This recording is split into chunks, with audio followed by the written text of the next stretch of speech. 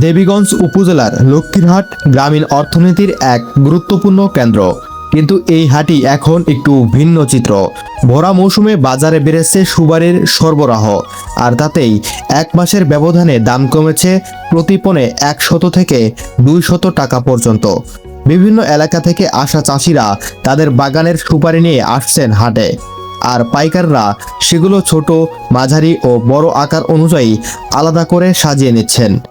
এ অঞ্চলে সুপারি বিক্রি হয় পণ ও কাহন এককে, যেখানে এক পণে থাকে 80টি সুপারি আর 16 পণে হয় এক কাহন।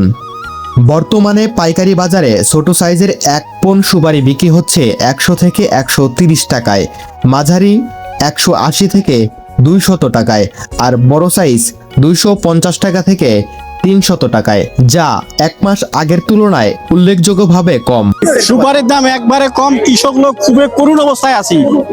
মানে কোনো জিনিস বেচতে গেলে দাম পাই না আমরা, আর যে কোনো জিনিস কিনতে গেলে দাম, মানে ব্যাপক পরিমাণের দাম জিনিস কিনতে গেলে। আমার মোটামুটি আছে প্রায় 200 গাছের মতো আছে।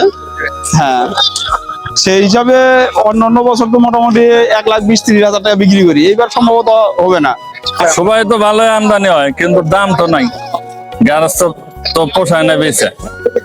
চাষিরা বলছেন মৌসুমের শুরু থেকেই দাম কম, শেষের দিকে বাড়বে এমন আশাও এখন অনেকটাই ফিকে হয়ে যাচ্ছে। এখন হচ্ছে স্টকের সময়, এই জন্য আপনার মোকামের চাহিদা না থাকলেও স্টকে যেটা আপনার এই যে গ্রামীণ পরিবেশে বা স্থানীয়ভাবে যেটা স্টক করতেছে, এটার চাহিদা ব্যাপক। এই জন্য সুপারি বাজারটা আগের তুলনায় মানে আমদানি বেশি হওয়ার কারণে বাজারটা একটু কম। সুপারির বাজার আজকে 200 টাকি 220, 30, 250, লাস্ট উপর পর্যন্ত 320 টাকা পর্যন্ত টন।